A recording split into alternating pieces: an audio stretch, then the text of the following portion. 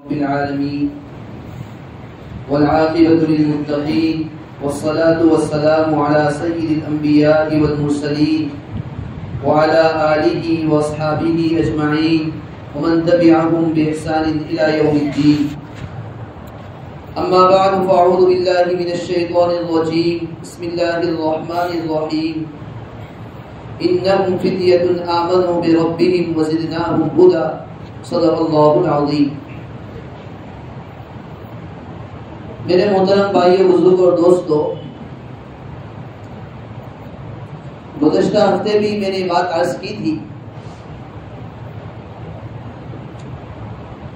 کہ قوم کے انقلاب کا دار و مدار عام طور پر اللہ تعالیٰ نے نوجوانوں کے ہاتھ میں رکھا ہے. جس قوم نے فتح حاصل کی ہے، جیت حاصل کی ہے، وہ وہی قوم ہوگی جس قوم کے نوجوان بیدار ہوں گے. جس قوم کے نوجوانے میں بیداری ہوگی، ایمان کو سمجھنے کا ذوق ہوگا، شوق ہوگا، اپنی سوئی ہوئی قوم کو جگانے کا شوق ہوگا، اپنی سوئے ہوئے علاقے کو بیدار کرنے کا شوق اور جذبہ ہوگا، وہ خود بھی بیدار رہے گا، اپنی قوم کو بھی بیدار رکھے گا. اور جس قوم کے نوجوانوں کی حالت یہ ہو کہ خود عیاشی میں زندگی گزار رہے ہو، خود دین سے دور ہو، جسے نمازوں سے کوئی واسطہ نہ ہو، دین سے کوئی واسطہ نہ ہو، اگر وہ بیدار نہیں ہوگا، نوجوان بیدار نہیں ہوگا، وہ قوم بھی بیدار نہیں ہوگی. اس قوم کا بھی یہی حال ہو. پچھلے ہفتے میں نے اصحاب کہف کا واقعہ بھی سنایا تھا کہ اس وقت اس قوم کو بیدار کرنے والے یہی چند لوگ تھے، یہی چند نوجوان تھے. اب اندازہ لگائیے، حضرت ابراہیم علیہ السلام دعوت دے کر کھڑے ہوئے. ایسا حال تھا، ابراہیم علیہ السلام دیکھ رہے ہیں کہ جس گھر میں ان کی آنکھ کھلی ہے، یعنی ان کے والد کے گھر میں ان کی آنکھ کھلی، وہاں پیدا ہوئے، دیکھ رہے کہ ان کے والد کا حال یہ ہے کہ بتوں کی عبادت کر رہے ہیں، بتوں کے سامنے اپنے سر کو جھکا رہے ہیں. بلکہ یہ خود بتوں کو بیچنے والے تھے، بتوں کو بیچتے تھے، بتوں کو بناتے تھے، اسی کو بیچتے تھے، پھر اسی کے سامنے اپنے سر کو جھکایا کرتے تھے. قوم کا بھی حال یہ تھا، پوری کی پوری قوم کا حال یہ ہے، بت پرستی میں مبتلا ہے، بتوں کی عبادت میں مبتلا ہے. ابراہیم علیہ السلام نے یہ سب چیزوں کو دیکھا، ان کا مشاہدہ کیا. اس کے بعد آہستہ آہستہ اپنے لوگوں کو اللہ تعالیٰ کی طرف بلانا شروع کیا. یہ ابراہیم علیہ السلام کا دور، ابراہیم علیہ السلام کا زمانہ، یہ بھی نوجوانی کا زمانہ ہے. ایک وقت تو وہ آیا، وقت کے بادشاہ کو پتا چل گیا کہ ہمارے علاقے میں، ہماری حکومت میں ایک آدمی ایسا ہے جو لوگوں کو مجھے چھوڑ کر کسی اور کی طرف کی عبادت کی طرف بلاتا ہے. وقت کے بادشاہ نمرود نے اپنے حکومت میں اس کو طلب کیا، اپنے محل میں اس کو بلایا، پوچھا. ابراہیم علیہ السلام نے سب برابر جواب دیا. نمرود پوچھنے لگا، تم کس کی عبادت کرتے ہو، کس کے سامنے اپنے سر کو جھکاتے ہو؟ قرآن کریم نے پورا نقشہ کھینچا ہے کہ میرا رب کون ہے. الذی خلقنی فہو یہدین، وہ ذات ہے جس نے مجھے پیدا کیا، وہی مجھے ہدایت دیتا ہے، صحیح راستہ دکھاتا ہے. والذی هو یطعمنی ویسقین، وہی مجھے کھلاتا ہے، وہی مجھے پلاتا ہے. وَإِذَا مَرِضْتُ فَهُوَ يَشْفِي، وہ جب میں بیمار ہوتا ہوں وہی مجھے شفا دیتا ہے، شفا دینے والی ذات کوئی نہیں. ابراہیم علیہ السلام نے یہ بھی کہا، میرا رب وہ ذات ہے، وہ اللہ ہے، یمیتنی ثم یحیین، جو مجھے موت بھی دیتا ہے اور موت کے بعد دوبارہ مجھے زندہ بھی کرے گا. نمرود نے جب یہ بات سنی تو وہ کہنے لگا، اچھا تیرے رب کا یہ حال ہے کہ وہ مردے کو زندہ کر سکتا ہے، کسی کو موت بھی دے سکتا ہے، یہ طاقت تو میرے اندر بھی موجود ہے، میں بھی کر سکتا ہوں. چنانچہ اس نے اپنا دبدبا دکھانے کے لیے اپنا ایسے شخص کو جس کے لیے پھانسی کی سزا کا حکم ہو چکا تھا اس کو بلایا.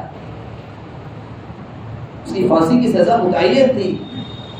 نمرود نے کہا اس کو چھوڑ دیا جائے, اس کو کوئی سزا نہیں دی جائے.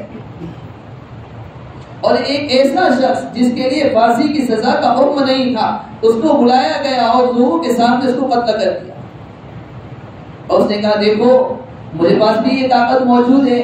ایک ایسا شخص جس کے لیے پھانسی کی سزا کا حکم تھا اس کو میں نے رہا کر دیا, اس کو چھوڑ دیا یعنی اس کو ایک نئی زندگی عطا کر دی. اور ایک ایسا شخص جس کے لیے موت کا وقت متعین نہیں تھا میں نے اس کو قتل کر دیا. تو میرے ہاتھ میں بھی ہے. ابراہیم علیہ السلام کی جوانی کی عمر ہے. ابراہیم علیہ السلام نے دیکھا کہ ایسے سمجھنے والا نہیں ہے.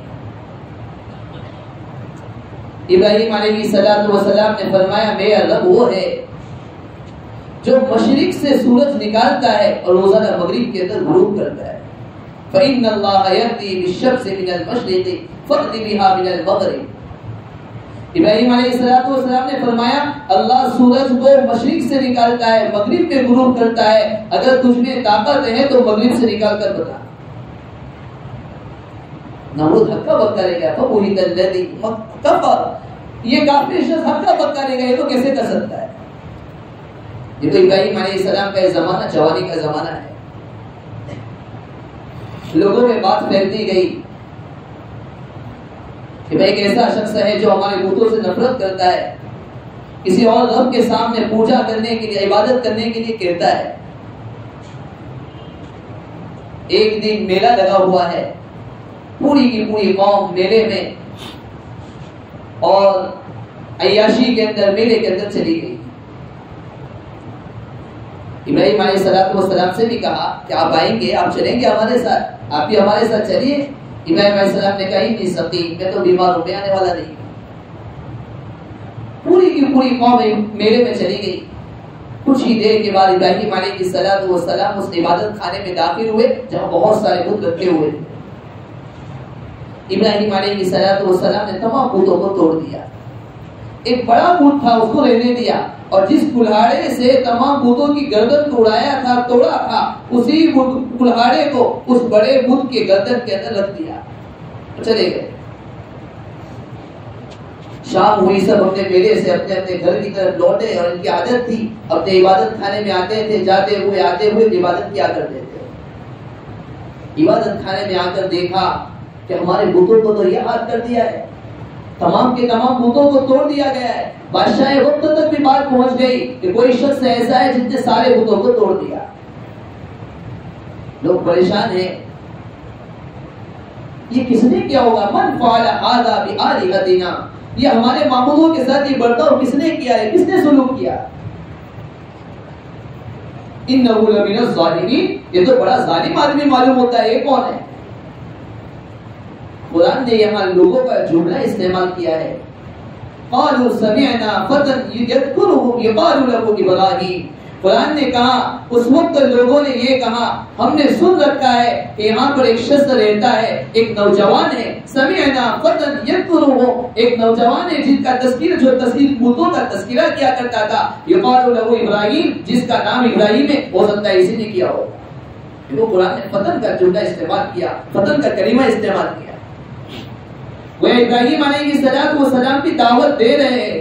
ابراہیم علیہ السلام قوم میں انقلاب برپا کر رہے ہیں, لوگوں کو اللہ کی طرف بلا رہے ہیں. اور ایک ایسا وقت آیا, پوری کی پوری قوم حضرت ابراہیم علیہ السلام کو جلانے کے لیے آگ برپا کر رہی ہے, آگ بھڑکا رہی ہے. ایسے وقت ابراہیم علیہ السلام کی جوانی کا زمانہ ہے. قرآن نے فتن کا لفظ استعمال کیا. اور آگے چلیے, حضرت موسیٰ علیہ السلام کا زمانہ دیکھیے. موسیٰ علیہ السلام نے لوگوں کو اللہ تعالیٰ کی طرف بلانا شروع کر دیا. موسیٰ کے مقابلے میں فرعون ہے. فرعون بھی رب کا دعویٰ کرتا تھا, وہ کہتا تھا ربکم الاعلی, میں تمہارا سب سے بڑا رب ہوں.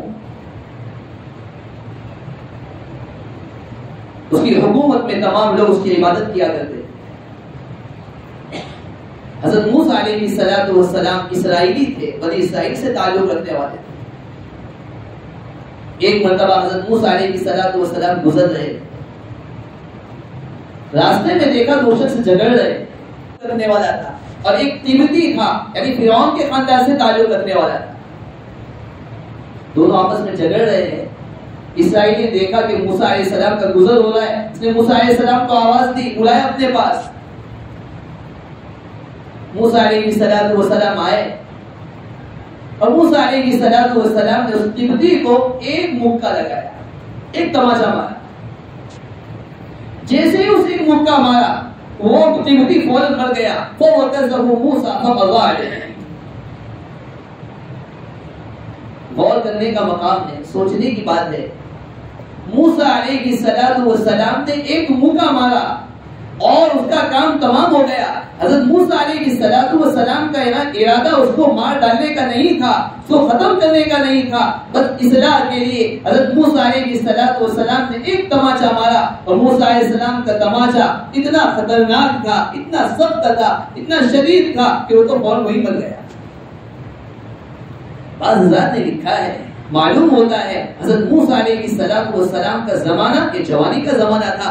نوجوان کے اندر طاقت ہوتی ہے، جوانی کی عمر ہوتی ہے، اس کا ہاتھ مضبوط ہوتا ہے، اس کے قوا مضبوط ہوتے ہیں، اس کے اندر طاقت ہوتی ہے. یہ حضرت موسیٰ علیہ السلام کا زمانہ معلوم ہوتا ہے جوانی کا زمانہ تھا. یہی وجہ ہے کہ ایک موقع مارا. حضرت موسیٰ علیہ السلام کا ارادہ اس کو ختم کرنے کا نہیں تھا، اس کو مار ڈالنے کا نہیں تھا، بس ایک اصلاح کے لیے مارنے کا ارادہ تھا. وہ تو وہی بن گیا.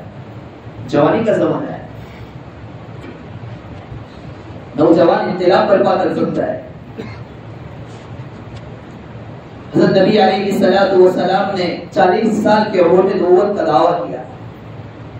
اللہ تعالیٰ کی طرف سے نبوت عطا کی گئی. 40 سال کی عمر ہے، ایسا وقت ہے آپ علیہ السلام کو ماننے کے لیے کوئی تیار نہیں ہے. سب سے پہلے آپ نے اپنے خاندان کے لوگوں کو جمع کیا، لوگوں کو اللہ کے دین کی طرف بلایا. مخالفت کرنے والے آپ ہی کے خاندان کے لوگ تھے. آپ کی عمر کیا تھی؟ 40 سال کی عمر. آپ پر جب جماعت اتنے لوگ جو ایمان لائے، ایک گروہ ایک جماعت ایمان لائی. حضرت ابوبکر صدیق رضی اللہ عنہ ایمان لائے. حضرت ابوبکر صدیق رضی اللہ عنہ کی عمر 38 سال کی تھی. حضرت عمر رضی اللہ عنہ جس وقت ایمان لائے آپ کی عمر تقریباً 27 سال تھی. حضرت علی رضی اللہ عنہ ایمان لائے. حضرت علی رضی اللہ عنہ کی عمر 10 سال تھی. چند نوجوان ہیں، چند لوگ ہیں، انہوں نے دنیا میں ایسا انقلاب برپا کیا کہ وقت کے کفار نے اپنا ماتھا ان کے سامنے ٹیک دیا، ماننے پر مجبور ہو گئے. یہ نوجوان کا گروہ ہے، یہ نوجوان کی جماعت ہے.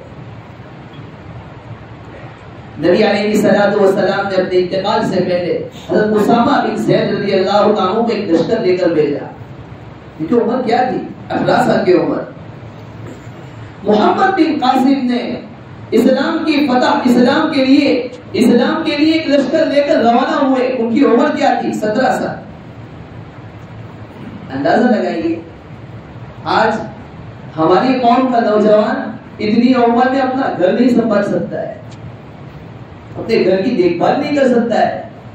ان لوگوں کا حال یہ تھا 17 سال کی عمر میں، 18 سال کی عمر میں ایک بڑے لشکر کو لے کر کفار مکہ کی طرف اور اپنے وقت کے کفار کی طرف جا رہے ہیں. اندازہ لگائیے کیا عمر تھی، لیکن انقلاب برپا کیا. حضرت اسامہ ابن زید رضی اللہ عنہ جس وقت اللہ کے نبی صلی اللہ علیہ وسلم نے انہیں امیر بنا کر بھیجا ہے، 18 سال کی عمر ہے اور ان کے ماتحت، ان کے ہاتھ کے نیچے کئی کئی بڑے جلیل القدر صحابہ کرام رضی اللہ عنہ اجمعین موجود ہیں. بڑے بڑے صحابہ موجود تھے. بعض حضرات کو اس وقت اعتراض بھی تھا، بعض حضرات کو اشکال بھی تھا کہ اتنی چھوٹی عمر کے اندر ان کے ہاتھ میں علم دے دیا ہے، ان کو امیر بنا دیا گیا ہے. کیا عمر ہے؟ 18 سال کی عمر ہے. کہنے کا خلاصہ یہ ہے، تاریخ کے مطالعے سے یہ پتا چلتا ہے تاریخ میں جہاں انقلاب آیا ہے ان نوجوانوں نے انقلاب برپا کیا ہے. اگر نوجوان صحیح عزم کر لے وے، ارادہ کر لے وے، مجھے اپنی قوم کو لے کر چلنا ہے، اپنے علاقے کو لے کر چلنا ہے، اپنی قوم کے اندر دعوت کو عام کرنا ہے، لوگوں کو گناہوں سے بچانا ہے، اگر جس قوم کے نوجوان کھڑے ہو گئے یاد رکھیے وہ قوم بیدار ہو جائے گی. ایک واقعہ یاد آ گیا. امام غزالی رحمۃ اللہ علیہ، ان کا نام تھا محمد غزالی، نوجوان تھے. ان کے ایک دوسرے بھائی تھے، ان کا نام تھا احمد، ان کو بھی کہتے تھے احمد غزالی، وقت کے بڑے محدث تھے، بڑے بزرگ تھے، امامت بھی کرایا کرتے تھے، اور ان کے بڑے بھائی تھے احمد غزالی۔ بڑے بھائی کا حال یہ تھا کہ اپنے چھوٹے بھائی کے پیچھے نماز نہیں پڑھتے تھے، لوگوں کو بڑا اعتراض تھا، پوری کی پوری قوم ان کے پیچھے نماز پڑھ رہی ہے، لیکن بڑے بھائی احمد غزالی کا حال یہ کہ ان کے پیچھے نماز ہی نہیں پڑھتے۔ لوگ چرچا کرتے تھے کہ کیا بات ہے، سب نماز پڑھنے کے لیے تیار ہے لیکن بڑا بھائی نماز پڑھنے کے لیے تیار نہیں۔ اس وقت کی ماں بھی ماں ہوا کرتی تھی، تربیت کا بڑا انداز ہوا کرتا ہے۔ چھوٹے بھائی یعنی امام صاحب نے، امام محمد غزالی رحمۃ اللہ علیہ اپنے والدہ سے جا کر شکایت کی کہ ماں، لوگ مجھے شکایت کرتے ہیں، لوگ کہتے ہیں سب تیرے پیچھے نماز پڑھتے ہیں، تیرا بڑا بھائی تو تیرے پیچھے نماز ہی نہیں پڑھتا ہے۔ ماں نے بڑے بیٹے احمد غزالی کو بلایا، بلا کر کہا کیا بات ہے، پوری قوم اس کے پیچھے نماز پڑھتی ہے، تو بھی ان کے پیچھے نماز پڑھ لیا کر۔ ماں کا حکم تھا۔ امام محمد غزالی رحمۃ اللہ علیہ نماز پڑھانے کے لیے کھڑے ہوئے، بڑے بھائی آئے ان کے پیچھے کھڑے ہو گئے، ایک رکعت نماز پڑھی، ایک رکعت نماز پڑھ کر فوراً رکعت توڑ کر چلے گئے، نماز توڑ کر چلے گئے۔ لوگوں میں اور شروع ہو گیا کہ کیا بات ہے، پہلے تو نماز ہی نہیں پڑھتے تھے، اب تو حال یہ ہے نماز پڑھنے کے لیے آئے، ایک رکعت پڑھی، درمیان نماز میں نماز توڑ کر چلے گئے، کیا بات ہے، اور شروع ہو گیا۔ چھوٹا بھائی امام صاحب واپس اپنی والدہ کی خدمت میں حاضر ہو کر عرض کیا، والدہ پہلے تو لوگ کم شور کیا کرتے تھے، لوگ کم کیا کہتے تھے، لیکن اب لوگوں کا حال ہے کہ اور لوگ اور شور کر رہے، لوگ اور چرچا کر رہے کہ بڑے بھائی کا حال تو یہ ہوا کہ ماں کے کہنے پر آئے، ایک رکعت نماز پڑھی اور نماز پڑھ کر چلے گئے، ایک رکعت توڑ کر چلے گئے۔ ماں نے اپنے بڑے بیٹے کو بلایا احمد غزالی کو، پوچھا بیٹا کیا بات ہے، پہلے تو نماز ہی نہیں پڑھتا تھا اپنے بھائی کے پیچھے، اب جب تو نے نماز پڑھنا شروع کی، ایک رکعت پڑھی اور رکعت توڑ کر چلا گیا، کیا وجہ ہے؟ بڑے بیٹے نے بڑا گہرا جواب دیا۔ بڑے بیٹے نے کہا امی جان، جب ہمارے چھوٹے بھائی نے نماز پڑھانا شروع کیا، ایک رکعت تک تو مجھے ایسا محسوس ہوا کہ میرا چھوٹا بھائی کا تعلق اللہ تعالیٰ کے ساتھ لگا ہوا ہے۔ جب دوسری رکعت اس نے شروع کی، ایک رکعت ختم ہوئی، اس کا تعلق اللہ تعالیٰ سے ختم ہو گیا تھا۔ میں نے دل میں سوچا جب پہلی رکعت تک اس کا تعلق اللہ تعالیٰ کے ساتھ ہے تو میں نے اس کے پیچھے نماز پڑھی، اور جب دوسری رکعت میں مجھے یہ محسوس ہوا کہ اس کا تعلق اللہ تعالیٰ سے ختم ہو گیا ہے، میں نے رکعت توڑ دی، نماز توڑ دی اور چلا گیا۔ ماں پریشان کہ کیا بات کر رہا ہے۔ امام صاحب کو یعنی امام محمد غزالی رحمۃ اللہ علیہ کو بلایا اور پوچھا بیٹا کیا بات ہے؟ بیٹے نے کہا کہ میرا بڑا بھائی جو امام احمد غزالی جو بات کہہ رہے ہیں بالکل سچی بات کہہ رہے ہیں، میرا ایسا ہی حال تھا۔ جب پہلی رکعت میں نے شروع کی میرا تعلق اللہ تعالیٰ کے ساتھ تھا، جب دوسری رکعت شروع ہوئی چونکہ مجھے درس دینا تھا تو میں بہت سارے عورتوں کے مسائل کے اندر غور و فکر کر رہا تھا، سوچ رہا تھا، عورتوں کے حیض وغیرہ کے مسائل کو سوچ رہا تھا، میری توجہ مسائل کی طرف چلی گئی اور اللہ سے توجہ ہٹ گئی۔ میرا بھائی بالکل صحیح کہہ رہا ہے، میرا تعلق اللہ تعالیٰ سے ختم ہو چکا ہے۔ ماں ہوتی ہے، اتنے بڑے امام ہیں، امام اور محدث ہیں، اپنے وقت کے بزرگ ہیں، لیکن ماں نے دونوں بیٹوں کو کہا تم میرے دونوں بیٹے میرے کام کے نہیں رہے، میرے دونوں بیٹے میرے کام کے نہیں۔ بیٹے کہہ رہے امی جان یہ کیسی بات ہے؟ ماں کہنے لگی میرے بڑے بیٹے کا حال یہ ہے جب وہ نماز پڑھتا ہے تو وہ اس بات کی طرف وہ اپنے چھوٹے بھائی کی طرف توجہ دیتا ہے، ان کی کیفیت پر غور کرتا ہے کہ میرے بڑے امام صاحب میرے چھوٹے بھائی کا کیا حال ہے، اس کی دل کی کیفیت کیا ہے، اس کے اوپر توجہ دیتا ہے۔ اور میرے چھوٹے بھائی یعنی کہ میرے چھوٹے بیٹے یعنی امام صاحب کا حال تو یہ ہے کہ ایک رکعت تک اس کی توجہ اللہ تعالیٰ کے ساتھ تھی اور دوسری رکعت میں مسائل پر غور و فکر کرتے رہا۔ اس کا حال یہ ہے کہ وہ اپنے بھائی کی دل کی کیفیت پر غور و فکر کر رہا ہے، اور اس کا حال یہ ہے کہ وہ مسائل پر غور و فکر کر رہا ہے۔ اندازہ لگائیے ان لوگوں کی تربیت والدہ کیسے کیا کرتے تھے۔ دونوں کی نوجوانی کی عمر ہے، اپنے وقت کے دونوں بزرگ ہیں۔ کہنے کا خلاصہ اور منشا یہ ہے ہمارے نوجوانوں کو چاہیے اپنی نوجوانی کی قدر کرے، اور والدین کو چاہیے اپنے اولاد کی اسی طرح تربیت کرے. حدیث میں آتا ہے ہر آدمی کو اپنی فکر ہوگی. چند لوگ ایسے ہوں گے جن کو اللہ تبارک و تعالیٰ میدان محشر میں اپنا خاص سایہ نصیب فرمائے. خاص سایہ اس میں وہ شخص بھی ہوگا جس نے اپنی جوانی کی قدر کی, جس نے اپنی جوانی کی نعمت کی قدر کی اور اللہ کی اطاعت میں گزارے. اس لیے ایک اور حدیث میں آتا ہے اللہ کے نبی صلی اللہ علیہ وسلم نے ارشاد فرمایا تم 5 چیزوں کو غنیمت جان لو. 5 چیزوں سے پہلے اس میں ایک چیز بیان کی, شباب قبل حرمی, اپنی جوانی کی قدر کر لے اپنے بڑھاپے کے آنے سے پہلے. میں نے پہلے بھی عرض کیا تھا آدمی یہ سوچتا رہتا ہے نیک اعمال کل کروں گا, پرسوں کروں گا, ترسوں کروں گا. اسی طرح آدمی یہ سوچتا ہے پھر کچھ اور ایام گزر جائیں گے اس کے بعد کروں گا.